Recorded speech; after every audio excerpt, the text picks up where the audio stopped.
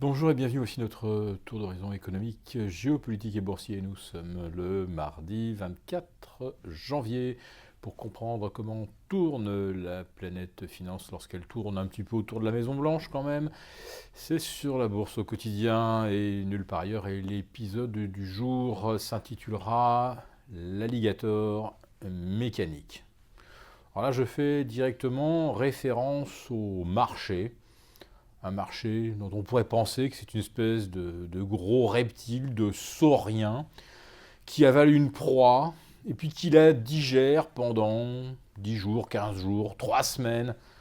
Non, on en est même maintenant à 6 semaines de stagnation depuis que les marchés ont digéré l'élection de Donald Trump. Alors nous avons déjà dit comment ça fonctionne, hein.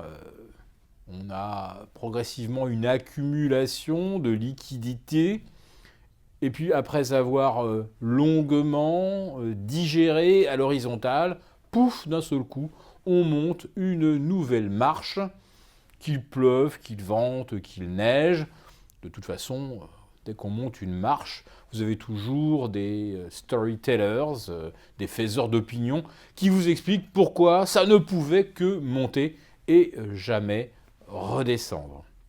Alors c'est vrai que l'alligator mécanique, eh bien, il est nourri à la fausse monnaie. On pourrait aussi bien lui donner à manger une tondeuse à gazon, une tronçonneuse, il la digérerait de la même façon. Qu'il y ait une inondation ou une grande sécheresse, l'alligator mécanique de toute façon reprendra sa marche en avant.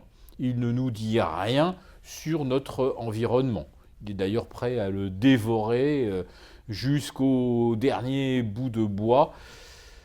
Et il ne donnera jamais, évidemment, la moindre idée de la façon dont la météo va évoluer. On ne peut pas, en le regardant, deviner s'il va y avoir des pluies, de la sécheresse, si le poisson sera abondant ou pas. C'est un alligator mécanique. Et lorsqu'il manque de proie à porter, eh bien, on lui met de la fausse monnaie dans la gueule. Voilà, mais ce comportement d'alligator mécanique, est-ce qu'on n'est pas un petit peu en train de le voir aujourd'hui également chez Donald Trump? Il y a eu beaucoup de mises en garde de la part des services secrets américains. Ça ne l'a guère ému. Il a poursuivi exactement dans la même veine ses critiques contre le complot, contre la réalité déformée. On a découvert Sean Spicer, son porte-parole à la Maison-Blanche, pour lequel toute forme de réalité n'a strictement aucune importance. Je rappelle tout de même que le porte-parole de la Maison-Blanche a vocation à être cru justement sur parole, à condition que cette parole soit véridique. Or, Sean Spicer est devenu aujourd'hui ce qu'on appelle un mème, c'est-à-dire en fait un sujet de plaisanterie récurrente, un peu comme Jawad, le logeur à Saint-Denis après les attentats. C'est quand même assez inquiétant de constater que le marché ne reflète rien de l'environnement économique et que le gouvernement américain ne reflète aujourd'hui plus grand-chose, si ce n'est la volonté toute puissante d'un président élu qui pense que l'Amérique est aujourd'hui soit sa chaîne de télé, dans laquelle il peut apparaître et parader, ou son entreprise où il décide ce qui doit être fait, pas fait, quelle barrière douanière on va dresser, qui doit être viré, ou qui ne doit pas être embauché.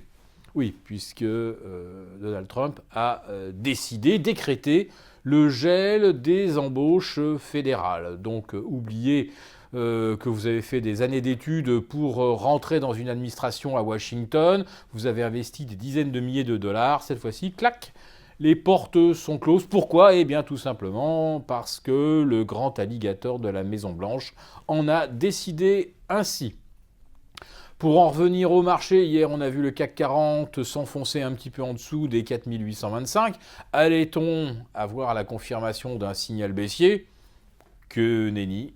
Voici le CAC 40 revenu au-dessus des 4830, l'Eurostoxx au-dessus des 3280. Alors hier, on a semble-t-il amusé la galerie avec un petit trou d'air jusque vers 4800. Puis comme nous vous le disions hier également, ce trou d'air a été tout naturellement comblé. C'était un piège pour créer un peu d'animation sur le marché. Il n'en résulte donc toujours aucun signal. Autrement dit, eh bien, la dernière opération que nous ayons initiée, c'était lorsque le CAC 40, en début d'année, est allé chercher pratiquement 4920-930. Nous avions pensé à ce moment qu'on pourrait moyenner, c'est-à-dire rajouter quelques BX4, quelques BXX, en attendant d'avoir peut-être un signal de baisse plus franc et massif. Ce signal, nous ne le voyons toujours pas arriver. L'alligator mécanique poursuit sa digestion.